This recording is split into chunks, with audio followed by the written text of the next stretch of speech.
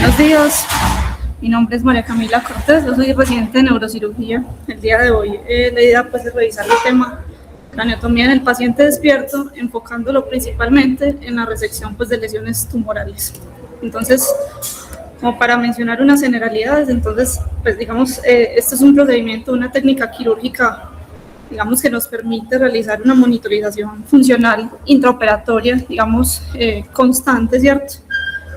Indicada principalmente para la resección de lesiones que están cercanas, ubicadas en áreas elocuentes, dado pues el riesgo de un deterioro neurológico significativo en el posoperatorio. Esta usualmente pues se utiliza en el contexto de lesiones en áreas elocuentes o en el contexto de neurocirugía funcional, ¿cierto? ¿Cuál es como el objetivo principal de esta técnica? Y es básicamente esto, encontrar como un balance entre esa preservación de la función neurológica y una máxima resección posible sin llevar pues como un mayor compromiso del paciente.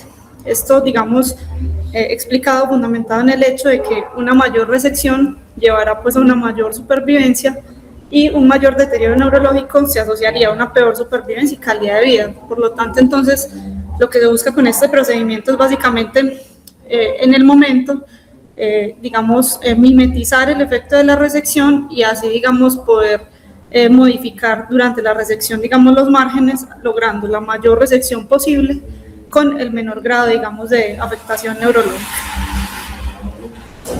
Entonces, mencionando un poco de historia, el primer caso, digamos, de este procedimiento se describió desde 1874, sin embargo, no fue sino hasta 1937 con Penfield y Baldry que se comenzó, digamos, a describir como tal el procedimiento de forma juiciosa, principalmente en el contexto de cirugía de epilepsia. Ellos, digamos, lo que hacían era que estimulaban, digamos, determinadas áreas del cerebro buscando inducir como auras o efectos motores o sensitivos y así localizar, pues, como el área epileptogénica. En 1970, George Olleman, digamos, comenzó ya, digamos, hizo la descripción juiciosa ya de la estimulación y posteriormente habló de la técnica de mapeo subcortical y cortical. En la actualidad, el padre, digamos, el neurocirujano que más estudia y escribe acerca de esta técnica es Hugh Dufault, que es un neurocirujano, pues, francés. Entonces, estos son los puntos claves en este tipo de intervención, en lo que vamos, pues, como a enfatizar. Muy importante definir claramente la indicación y si la tiene indicado, seleccionar adecuadamente el paciente, dado que esto depende casi que absolutamente de la colaboración del paciente. Una adecuada planificación preoperatoria, los esquemas de la neuroanestesia con lo que contamos y pues cuál es la monitorización funcional y cómo es la estimulación y mapeo cortical. Entonces, en general, esta técnica se utiliza para la resección de lesiones o tumores, no siempre pues son tumores, aunque la mayoría de veces son gliomas y casi siempre gliomas de alto grado en áreas elocuentes, pero también se utilizan en neurocirugía funcional, principalmente en trastornos del movimiento, Parkinson y cirugía de epilepsia. Entonces, cuando hablamos de áreas elocuentes, hablamos pues de esas áreas que conocemos, que ya vemos que no son únicamente a nivel cortical, que dependiendo, digamos, de la ubicación, debemos cuidar, ¿cierto? A nivel frontal sabemos que tenemos entonces el giro precentral o área motora primaria, el giro frontal inferior donde debemos ubicar, digamos, el área de Broca y tenemos además adicionales fascículos pues, o fibras de sustancia blanca que debemos identificar y cuidar, ¿cierto? A nivel parietal tenemos lo que es el giro supramarginal y angular, ¿cierto? Que todos conocemos, y a nivel temporal principalmente el giro temporal superior o área de Wernicke, más que todo en el hemisferio dominante, donde tenemos pues como la comprensión del lenguaje y toda esta área pues altísimamente elocuente. Entonces, dependiendo del área, de la ubicación de la lesión, vamos a tener unas, digamos, áreas elocuentes corticales y subcorticales a cuidar, y dependiendo de esto van a haber, digamos, ciertos paradigmas que debemos evaluar durante el procedimiento, sea motor, sea del lenguaje, o sea, pues somatosensorial. Se dice que en general estas áreas, pues, digamos, se ven desplazadas por las lesiones, ¿cierto? Pero puede haber compromiso, digamos, muy infiltrativo que hace difícil esa resección. Lo que es la corteza, digamos, visual y la parte, digamos, de la memoria a veces puede ser difícil y no suele estar indicado, pues, como en estos pacientes, dado principalmente, pues, por la posición, digamos, que habría que tenerlo despierto en una posición prono, pues sería, digamos, muy complejo, aunque se puede realizar, digamos, de forma lateral, y la difícil evaluación, por ejemplo, de la memoria. Entonces, este es un esquema, por ejemplo, que tiene un neurofisiólogo a la hora de valorar y acompañarnos en el procedimiento. Como sabemos, entonces, adicional a esas áreas corticales, también hay unas áreas, digamos, subcorticales y unos tractos de sustancia blanca que debemos identificar dependiendo de dónde esté la lesión, identificar, buscar y cuidar. Como les digo, entonces, hay unas fibras, digamos, subcorticales, ¿cierto? Todos los fascículos pues, que conocemos, que dependiendo de la ubicación vamos a buscar, tanto el fascículo longitudinal superior, inferior, el fascículo arcuato, etcétera. Eso es como para mencionar y recordar que no, digamos, esas áreas elocuentes no se limitan a esas zonas de la corteza que ya conocemos, sino que hay zonas que sin ser esenciales también son relacionadas y son muy importantes porque conllevarían adicionalmente o también a un déficit permanente en el postoperatorio. Entonces, en conclusión, se indican en lesiones supratentoriales que estén en áreas elocuentes, principalmente del lenguaje, y digamos que en áreas motoras y sensitivas, aunque aquí hay un debate y se dice pues que incluso con una adecuada valoración preoperatoria, resonancia funcional, tractografía o neuromonitoreo también se podría hacer. Esto, digamos, el debate se justifica en que muchos dicen pues que no se restringe a esas áreas corticales y subcorticales, sino que en general cualquier lesión o cualquier tumor en hemisferio en área elocuente o no elocuente debería evaluarse previamente con una resonancia funcional, dado que se asume que en general no hay áreas mudas o no hay áreas que sean completamente, digamos, que se puedan resecar con plena tranquilidad. En adicional, pues digamos, a la resección de lesiones tumorales, tenemos también lo que es la neurocirugía funcional, ¿cierto? En general, digamos que el abordaje es semejante, la neuroanestesia es semejante, obviamente cambian pasos de la cirugía, sin embargo, pues digamos, este es un campo o un aspecto diferente que requeriría pues como ahondar en el tema, pero eso es para mencionarles que dependiendo de la patología a tratarse tendrá un blanco terapéutico distinto, pero que en general el abordaje y la neuroanestesia es parecida. Entonces, en la valoración, digamos, preoperatoria de los pacientes es importante, en este caso, tener, digamos, o se dice que se debería evaluar adicionalmente con una resonancia funcional y, de ser posible, idealmente una tractografía. Entonces, una resonancia funcional, como vemos acá, pues es una técnica, digamos, no invasiva, digamos, muy útil porque se realiza, digamos, unas secuencias de resonancia mientras el paciente realiza una tarea o se realiza algún tipo de estímulo y se evalúa o se identifica qué áreas del cerebro inician o tienen un mayor consumo de oxígeno que se traduce en aumento de flujo sanguíneo. Eso se denomina VOLT, o esos cambios de oxígeno, y eso es como censado por los cortes o modifican la señal en la resonancia y nos van a mostrar qué áreas se van a activar durante tal función, ¿cierto? Entonces nos pueden como ubicar, digamos, ciertos paradigmas, ¿cierto? Entonces, con la resonancia funcional podemos hacer una especie de mapeo cortical no invasivo, ¿cierto? Con unas medidas que son indirectas, tras pedirle al paciente que ejecute alguna tarea. Entonces, este que les tengo acá es un ejemplo de una paciente de 71 años, con una lesión cortical y subcortical, pues en toda el área motora, ¿cierto? Pues precentral, con edema vasogénico y, digamos, características de un glioma.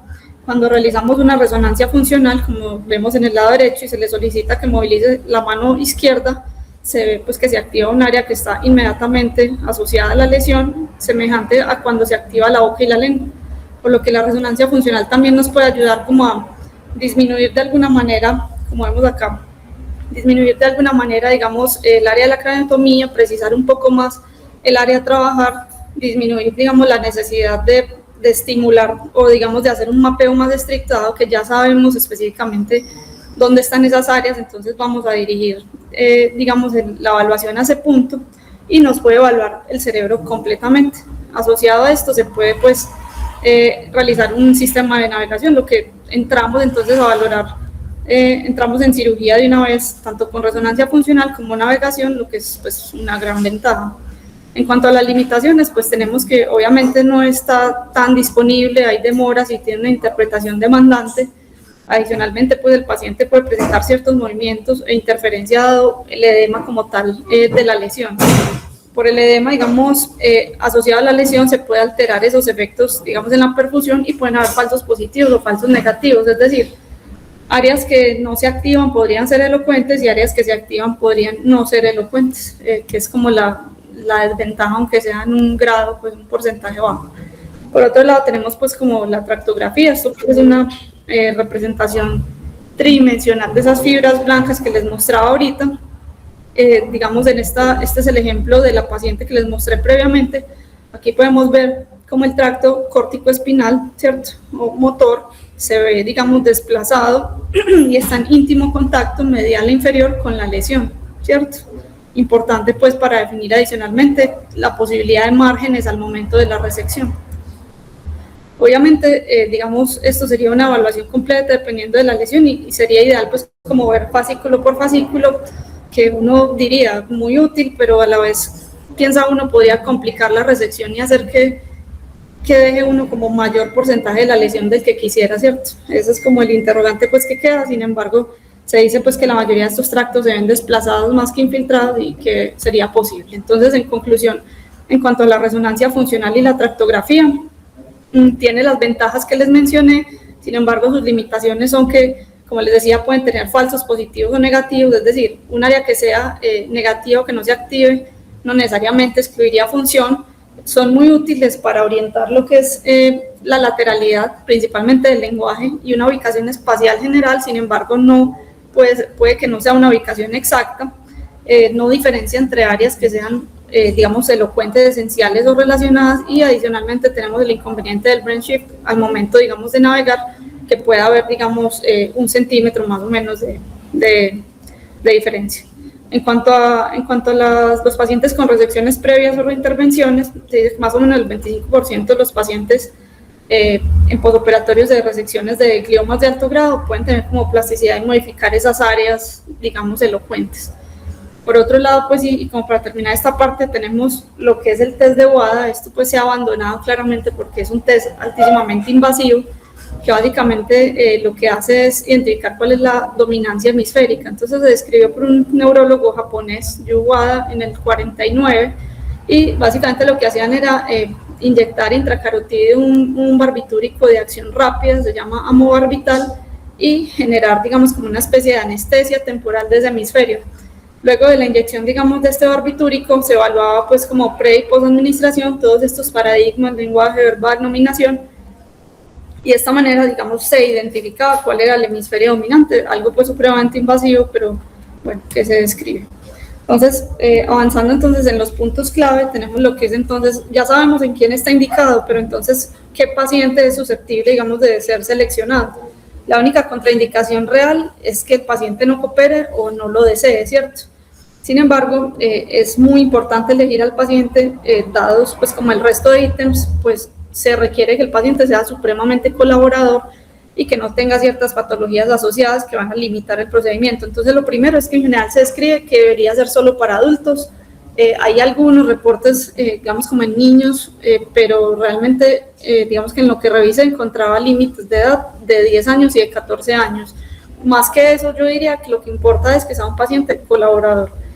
La localización, pues un paciente prono sería muy difícil pues tenerlo despierto y evaluarlo mientras está en el procedimiento. Un trastorno psiquiátrico asociado obviamente puede limitar la colaboración, comorbilidades del paciente que puedan dificultar el manejo de la vía aérea, obesidad, fumador, SAO, CEPOC, dado pues que, como les voy a mostrar en la neuroanestesia, estos pacientes usualmente se llevan, o sea, hay dos esquemas, pero el estándar o el que más se utiliza es una sedación consciente. Son pacientes en quienes se realiza un bloqueo del escalpe y se sedan y se mantienen entre un RASS de -2 y -3 durante el procedimiento, pero no se asegura la vía aérea.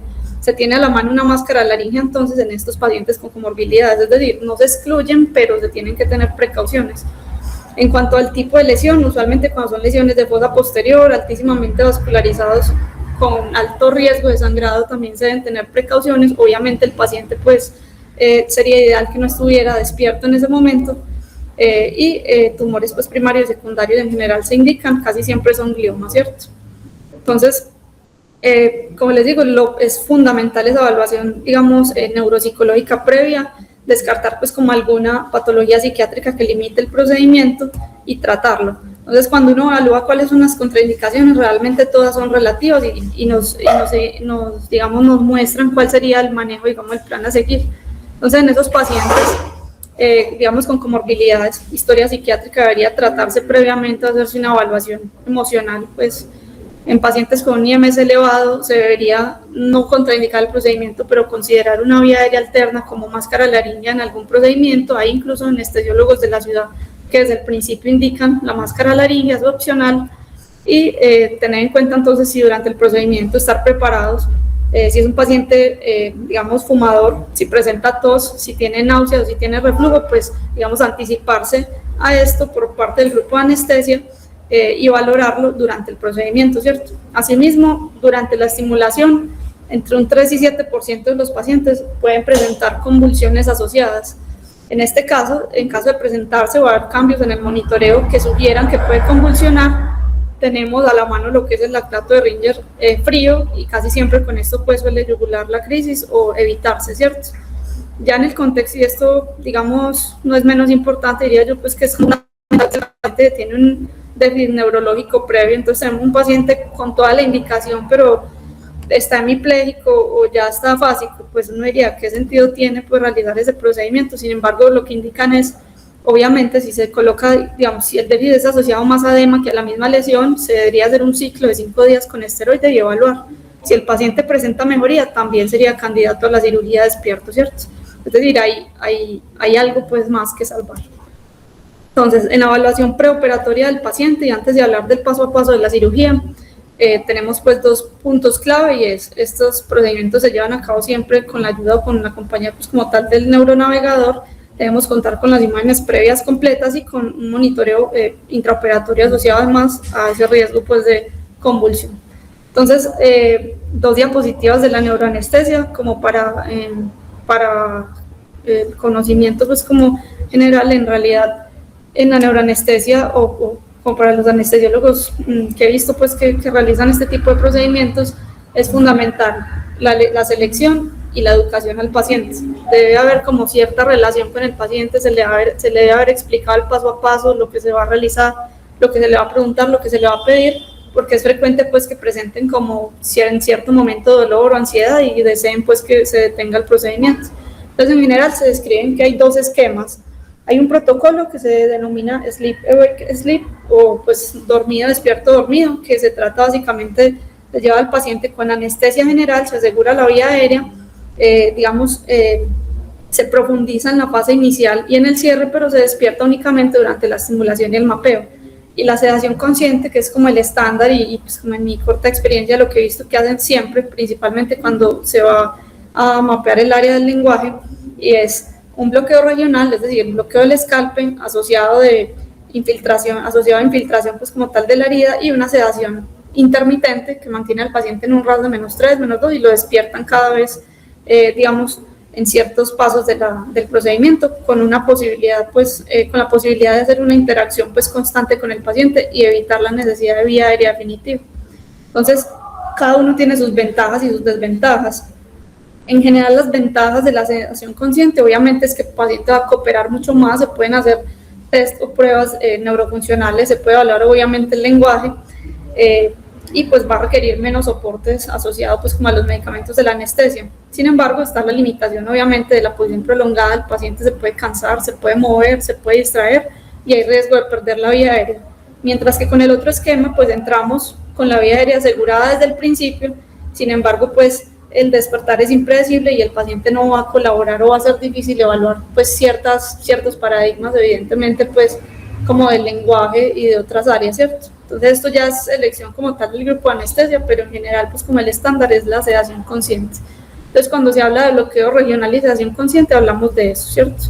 Un juego o digamos un balance constante entre esa sedación pues intermitente y el bloqueo regional, teniendo en cuenta siempre que se puede colocar máscara laríngea en caso de intolerancia, de pues, deterioro, inestabilidad, de pérdidas sanguíneas o del paciente que tenga efecto de masa y deterioro neurológico. En general, los medicamentos que se utilizan son la dexmedetomidina, remifentanil y propofol, prefiriéndose las 2 primeras, y que les facilita pues, al grupo de anestesia profundizar, digamos, y despertar al paciente durante diferentes periodos del procedimiento. El bloqueo del escalpe entonces es fundamental, del escalpe de la herida. Este en general se hace con bupivacaína más epinefrina, esta concentración y esta dosis, y se diluye un poco más con lidocaína.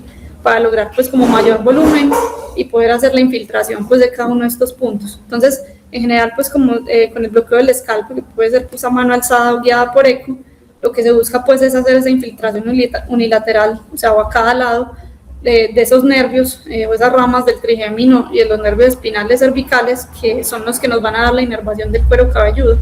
En general, digamos, se buscan o se busca, digamos, realizar la infiltración, como vemos aquí adelante, de lo que son el nervio supratroclear y supraorbitario, ramas terminales del nervio frontal, rama de B1 del trigémino, lo que es el cigomático temporal, rama de B2, y lo que es el aurículo temporal, rama de B3, ¿cierto? Usualmente, pues, en estas ubicaciones, pues, sin hablar como tal, pues, como... Y en la parte posterior, la inervación es dada por el occipital mayor y el occipital menor. Hay diferentes maneras, pues, como para ubicarlos, pero una que me parece a mí, pues, fácil, digamos, al leer la técnica, es ubicar, trazar una línea de línea analamastoides y dividir esto en 3/3, más o menos de 4 centímetros cada uno. La unión del tercio del centro con el medial sería el punto, digamos, de ubicación del occipital mayor, y la medial con lateral del occipital menor, ¿cierto? En cada uno de estos puntos se infunden entre 2 a 3 o en algunos hasta 5 mililitros pues, de la solución, y usualmente con esto se lograría un bloqueo del escalpe en promedio, según la vida media de la bupivacaína, entre 8 a 12 horas, que debería hacerse previo, digamos, a la colocación del marco, la incisión y obviamente pues el procedimiento, ¿cierto? Bueno, entonces ya para hablar como tal del paso a paso de la cirugía, tenemos entonces la ubicación en el quirófano, como vemos en la imagen de la izquierda. Usualmente entonces el paciente se coloca de esta manera. En la sala tenemos entonces al lado derecho el anestesiólogo, entre el anestesiólogo y el equipo de neurocirugía, el neurofisiólogo que va a realizar las pruebas. Esto depende claramente de la posición de la cabeza del paciente, pues si está mirando hacia el otro lado, estará al otro lado. Al lado izquierdo, pues lo que es el equipo de instrumentación, y usualmente en esta parte lateral tendremos lo que es el neuronavegador, y al lado izquierdo todo el equipo pues ya como tal del monitoreo, ¿cierto? Entonces, luego de hacer el bloqueo del escalpe y teniendo al paciente, digamos, en algún grado de sedación consciente, se coloca el cabezal y se coloca el neuromonitoreo. Posterior a colocar el cabezal y ubicar el paciente, hay otro paso que es instaurar el neuronavegador según pues el que se haya elegido, ¿cierto? En este caso era un navegador que se fijaba como tal al cabezal de 3 pines. Entonces aquí teníamos al paciente con bloqueo, sedado, si esta es la frente, ya les voy a mostrar, no está prono, sedado, con monitoreo y ya con el cabezal puesto, ¿cierto? Entonces estaba en esta posición. Son pues imágenes como de uno de los hospitales pues locales. Entonces esta es más o menos la posición en la que se inicia. El paciente está con un RAS más o menos de -3, muy colaborador. Importante en este punto, como vemos acá en el triangulito rojito, a pesar de que el paciente, digamos, está sedado, la cabeza está sostenida básicamente por el cabezal, es decir, el cuerpo no puede quedar en el aire porque el paciente va a sentir cansancio, se va a agotar y va a colaborar menos durante el procedimiento. Entonces es fundamental, digamos, hacer el procedimiento muy cómodo, evitar como este tipo, digamos, de situaciones y tenerlo siempre con adecuadas zonas de apoyo.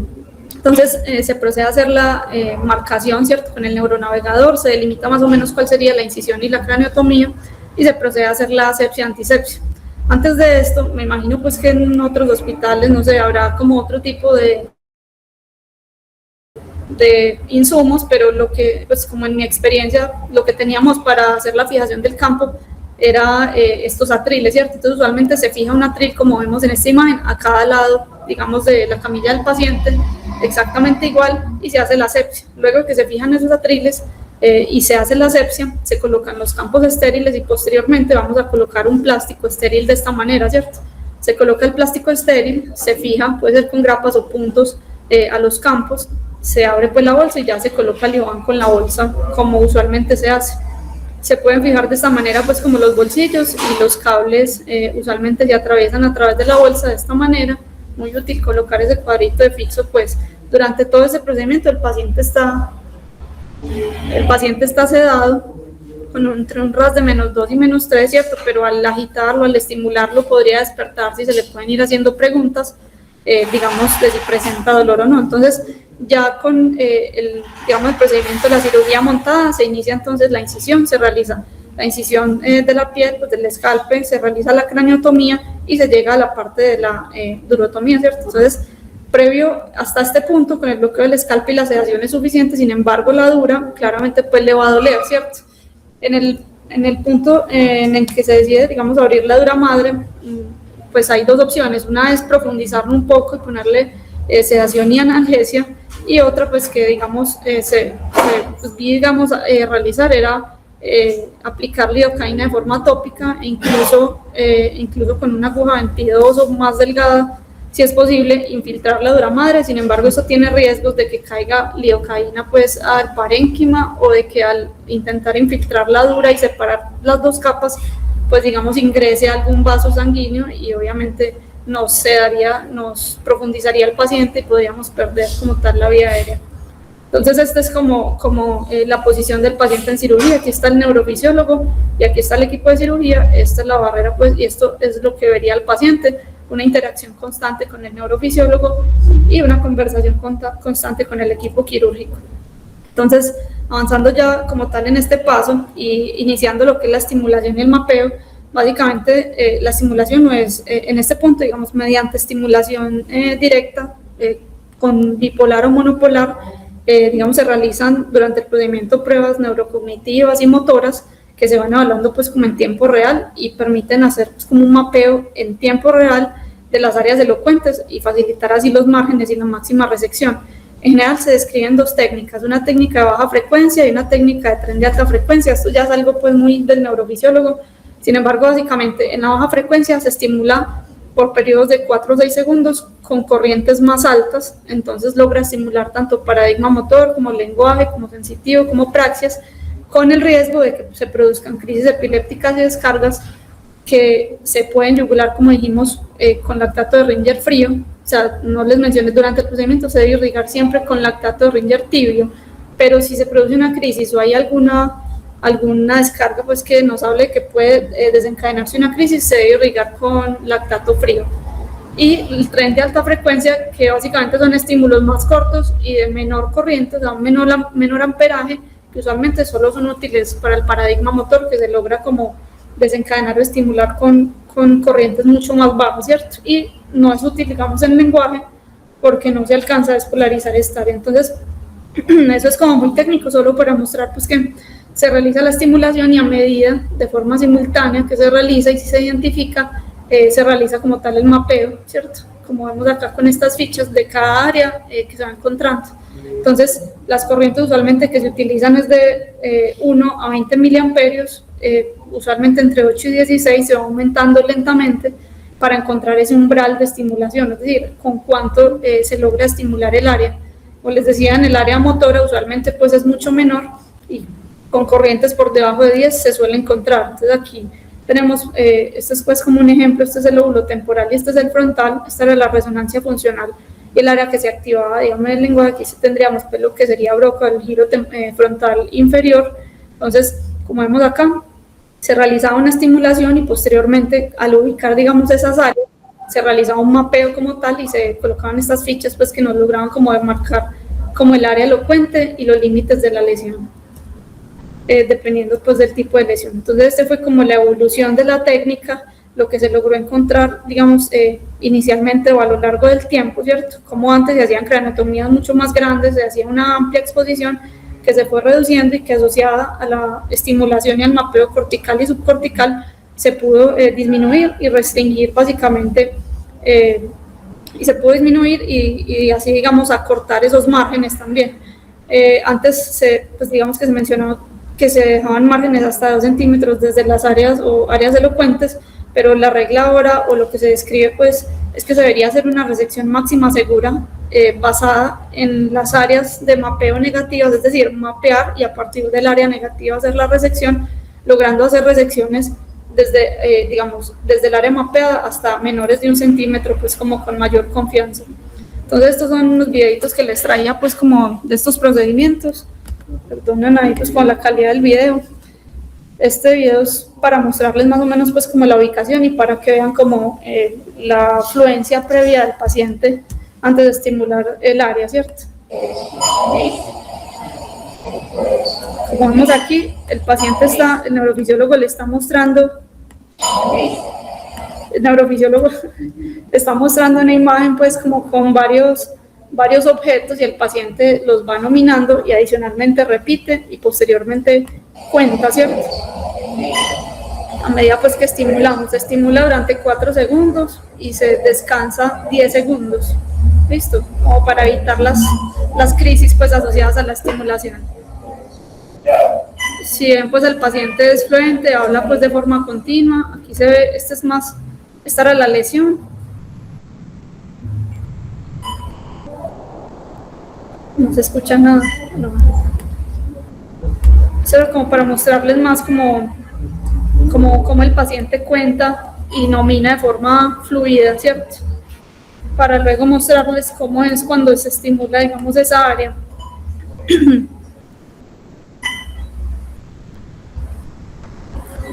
Entonces aquí se comienza, digamos, se le muestran los mismos objetos mientras se estimula.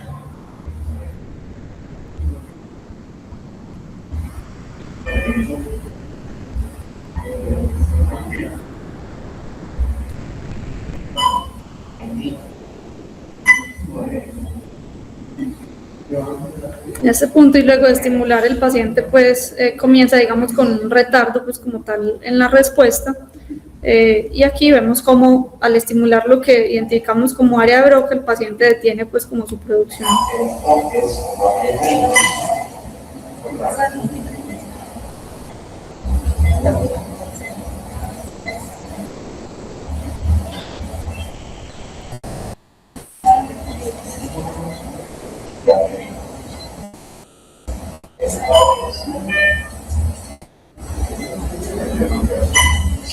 En ese punto ya el paciente pues se realiza el mapeo, se realiza la marcación de la zona y posteriormente pues la resección de la lesión.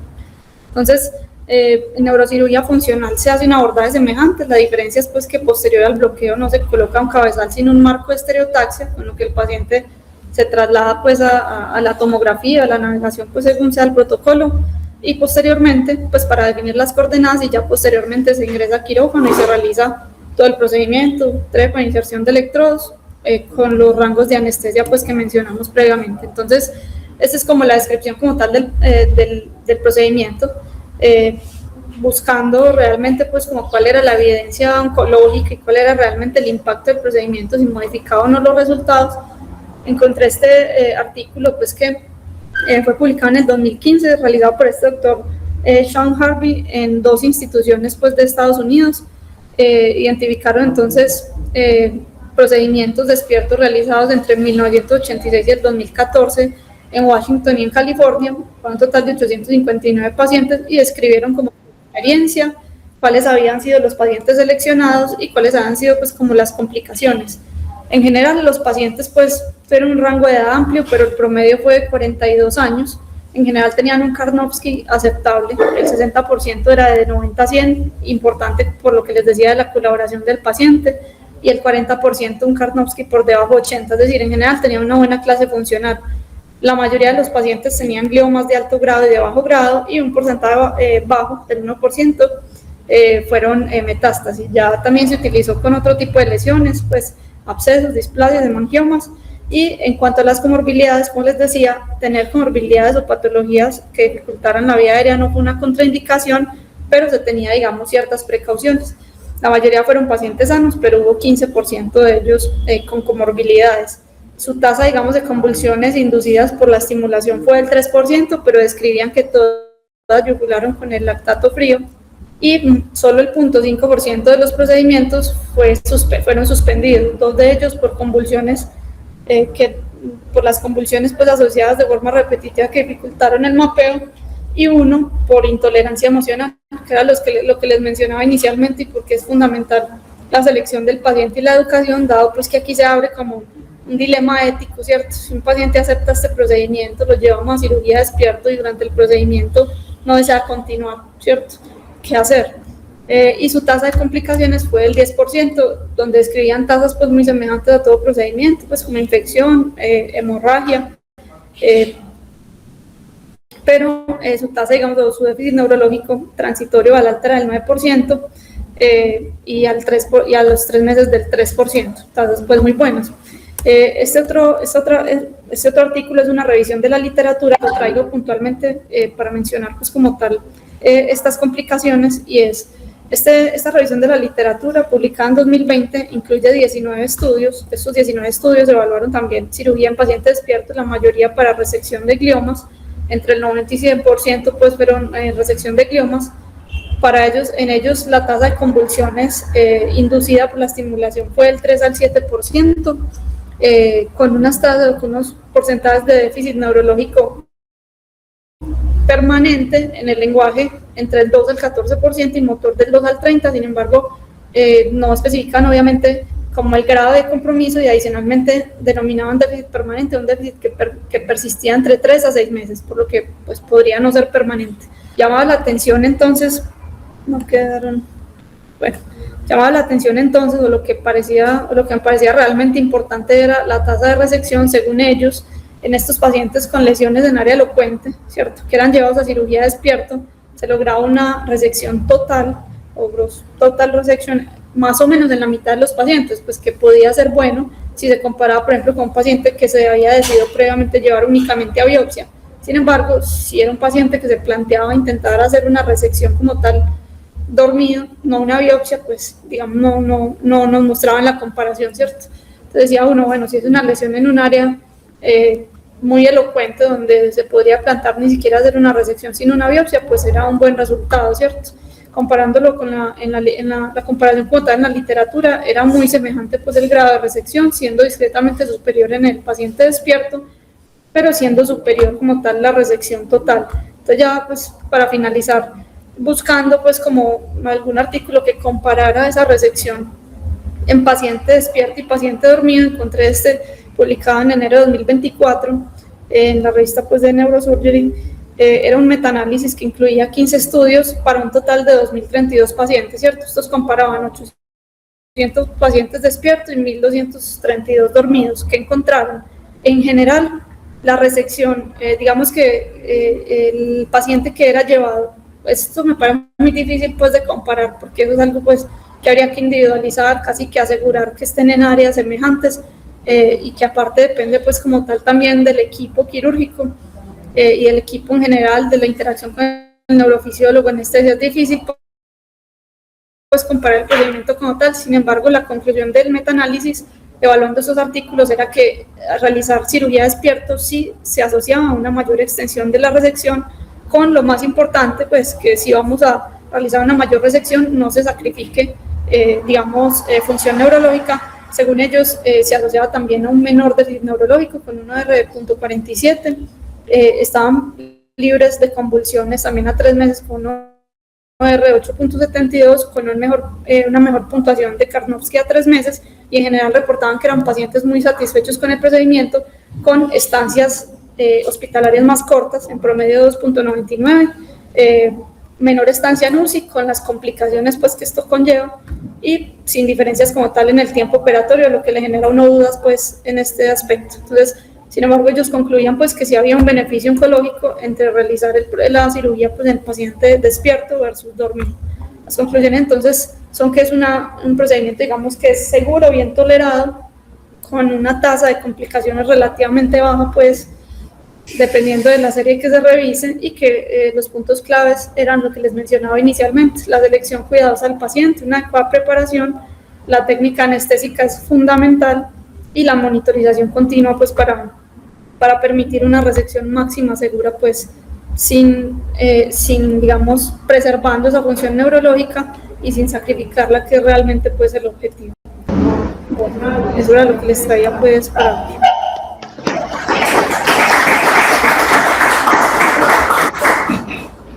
Camilita, muy bien. Tengo poco. Quitarle el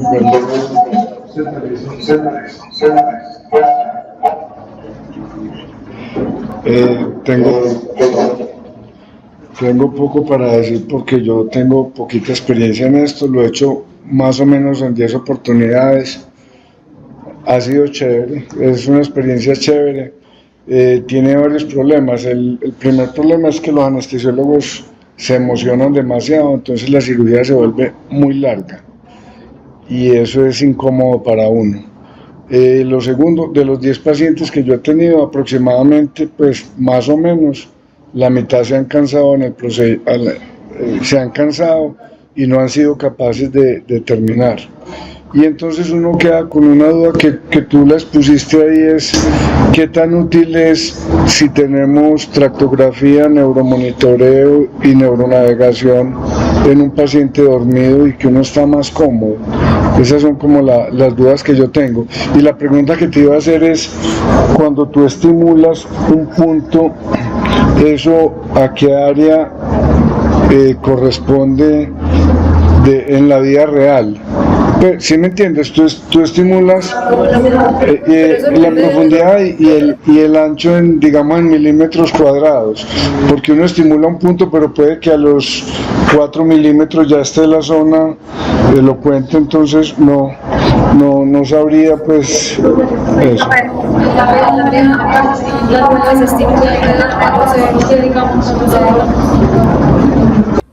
Con precisión. Sin embargo, digamos, sí sé que eso depende, pues proporcional como a los miliamperios que se usen y que hay un rango pues estipulado como para cada área, es decir, se debería esperar como que se estimule o que haya alguna activación en determinados pues miliamperios para cada área, siendo más bajita, digamos, en paradigma motor en las áreas motoras que en las áreas del lenguaje. Y que eso es evaluado, digamos, inmediatamente por el neurofisiólogo, que es quien lo acompaña a uno y quien le dice, digamos, el tiempo en el que prudente a estimular, cuánto parar y hasta dónde subir. Explícanos una cosa que de pronto se confunde uno un poquito. Tú estás estimulando el área motora, ¿sí o no? Cuando tú le das corriente, ¿qué pasa? Por ejemplo, estás estimulando la mano, le das esa corriente, ¿qué pasa con la mano? ¿Se mueve o no se mueve? Profe, debería haber una respuesta, es decir, activación, cuando la estimulo. O sea que si yo le digo al paciente que mueva la mano en ese momento, ¿él la mueve sola o la mueve el aparato?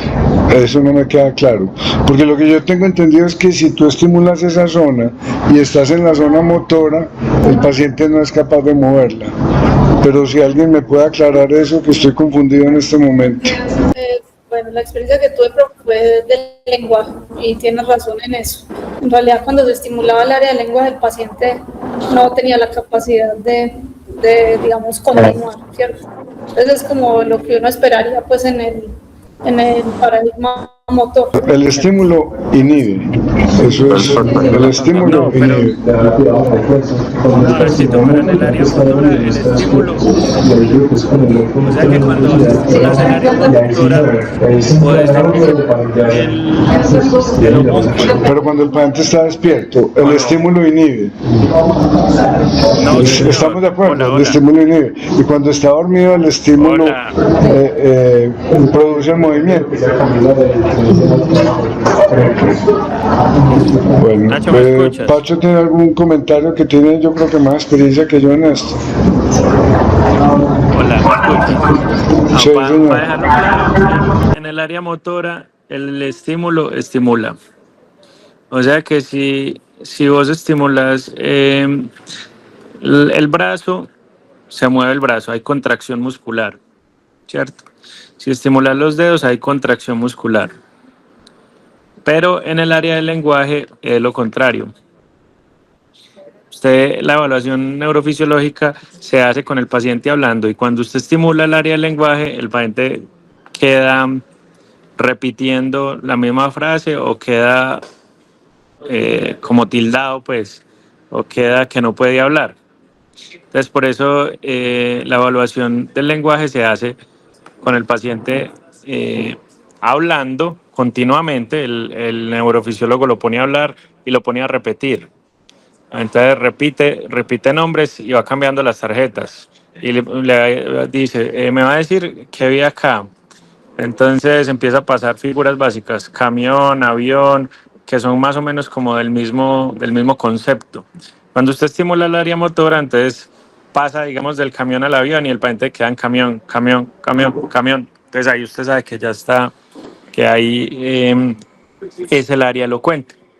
Una cosa muy importante es que no solamente se hace estimulación cortical, sino que hay que hacer estimulación subcortical, que finalmente creo yo que es la que manda la parada, porque la mayoría de lesiones pues son córtico-subcorticales. Entonces usted encuentra la parte cortical y la respeta, pero pues sabemos que los axones pues no van perpendiculares a donde usted estimuló, sino que siguen un tracto, ¿cierto? Entonces usted puede respetar la corteza, pero comprometer la función en la vía, en los axones. Por eso hay unos estimuladores corticales y unos subcorticales.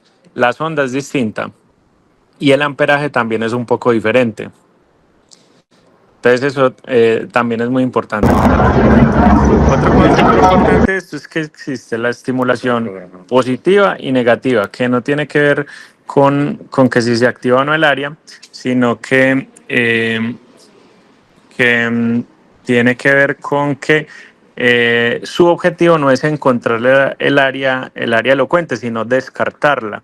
Entonces eso minimiza, digamos, las craniotomías. Entonces usted hace una craniotomía un poco más pequeña que cuando va a hacer estimulación positiva, porque la estimulación positiva consiste en encontrar el área elocuente. La negativa consiste en descartarla. Entonces usted mapea toda la zona cortical, no hay respuesta, hace la resección, mapea toda la zona subcortical, no hay respuesta, entonces hace la resección. Digamos que es más corto, ¿cierto? Entonces, pues la comodidad del paciente y de uno es mayor, y entonces es una buena técnica. Después de, digamos, uno ver estos resultados, pues uno puede irse más con estimulación negativa que positiva, porque requiere más craniotomías más amplias, tiempos quirúrgicos mayores, más sangrado, y todo eso va sumando cuando los pacientes están despiertos. Nacho, qué pena, ponerme el mismo ejemplo que pusiste para la estimulación del lenguaje, en estimulación motora en el paciente despierto. Entonces, vos tenés una lesión, un glioma de bajo grado normalmente, y está muy cerquita al área motora. Entonces, vos expones 5 centímetros detrás de la coronal, haces tu craniotomía y decís, yo creo que este es el surco central, vamos a estimular el área motora. Entonces, empezamos con el neurofisiólogo, ponelo a 1 miliamperio, lo pones a 1 miliamperio y él autoriza la corriente, o sea, desde el aparato activa la corriente. Entonces vos pones el estimulador sobre la corteza y cuentas 1001, 1002, 1003, 1004. En ese momento, entonces si está sobre el área motora, el paciente mueve los dedos, o mueve el brazo, o mueve el pie, dependiendo en qué parte del homúnculo estés.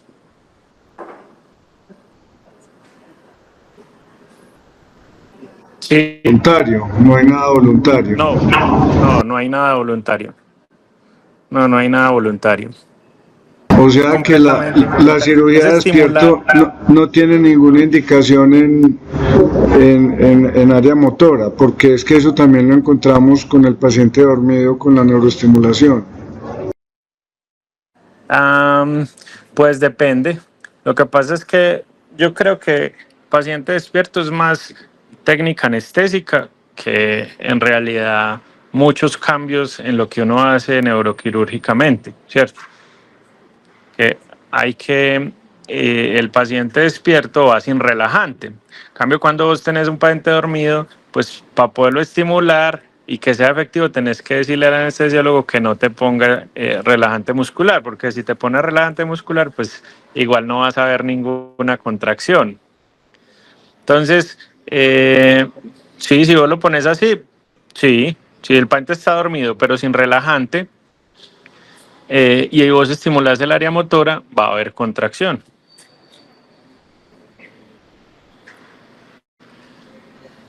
En el área del lenguaje, sí, o en el área visual, también acuérdate que se puede hacer monitoreo visual. Entonces, ¿qué es lo que pasa? Los pacientes empiezan a ver, distorsionar los colores, por ejemplo, o empiezan a distorsionar las formas.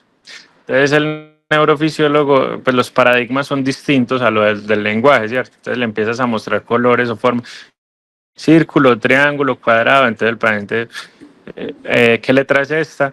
Entonces, confunden las letras. Es aunque hay un mix ahí entre el lenguaje y la visión, pero son más estimulaciones que inhiben la función, el lenguaje y la visual.